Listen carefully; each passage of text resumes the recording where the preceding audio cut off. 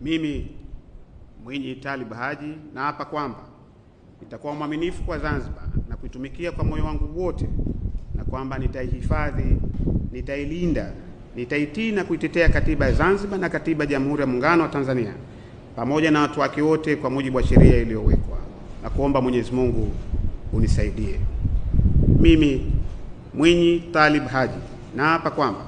nitaitumikia kwa uaminifu na moyo thabiti Serikali ya Mapinduzi ya Zanzibar katika kazi zangu za mwanasheria mkuu wa Zanzibar, na nitaihami vyema kisheria Serikali ya Mapinduzi ya Zanzibar kwa mujibu wa katiba ya Zanzibar na katiba ya Jamhuri ya Muungano wa Tanzania bila kushawishiwa, hofu, upendeleo au chuki, na kuomba Mwenyezi Mungu unisaidie.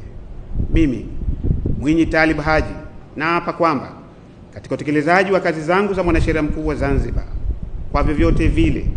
sitatoa siri ambazo nitazijua katika kazi zangu, isipokuwa katika kutimiza wajibu wa kazi hizo au kwa idhini ya Rais wa Zanzibar na mwenyekiti wa Baraza la Mapinduzi, na kuomba Mwenyezi Mungu unisaidie.